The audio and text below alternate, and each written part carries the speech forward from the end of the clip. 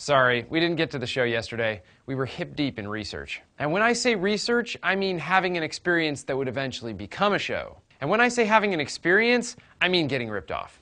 Not a good day. They done stole all my monies. So I bought something on eBay and it looked like it might be too good to be true. Yeah, it was. I think that might have been a mistake. Oops. Yeah, I know I'm supposed to be that guy that knows about what you should know about stuff like this.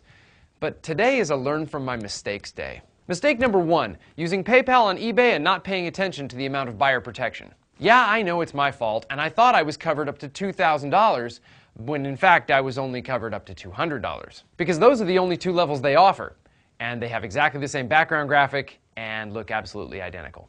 Except for that one little 0. Gotta look closely for that one.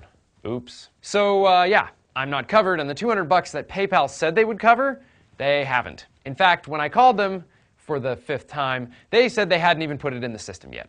Oh, sorry about that. Yeah, that should be in there. Huh. Oops.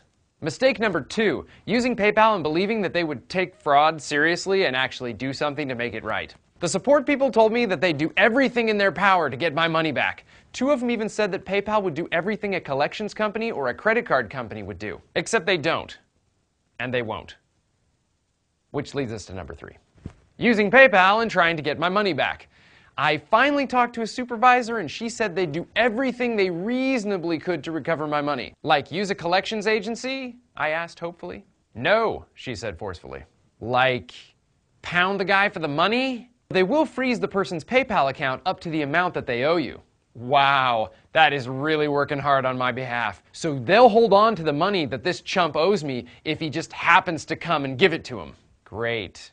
Oh, and he can't use his eBay account until he settles the matter. Or until he signs up for a new account with a different email and then does the same thing all over again. It's a vicious cycle, and I'm caught in it. It's like my money's caught in it. But my money is like a part of me. Because I'm cheap like that. The likelihood that all my baby Benjamin Franklins will ever come back to me is so remote, I don't think they have fractions that small. Mistake number 4. And this is the biggest one, using PayPal and not using a credit card. I should have taken my own advice. Yesterday I was dealing with this mess and pulling my hair out. My brother found a charge on his credit card he didn't recognize. He called up and 2 minutes later, charge disputed, no payment required until the matter is settled. Back to work. Curse you, PayPal! I just want my little greenbacks back. That's all.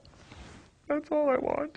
And if you're watching Guy Who Ripped Me Off, no, I really do want him back. PayPal's ad says, why risk putting your credit card in the hands of people who would abuse it? Okay, but you know you're only liable for up to $50 of unauthorized purchases, and in most cases, not even that. And unlike PayPal, the credit card company will actually do something on your behalf to recover the money, if necessary, which it's always necessary. PayPal, it lives up to its name, because you're gonna pay, pal. I mean, they're not gonna take the hit. Transaction completed. That money's gone. And it's not coming back.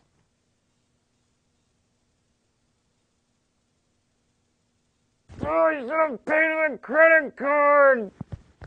Not my best day ever.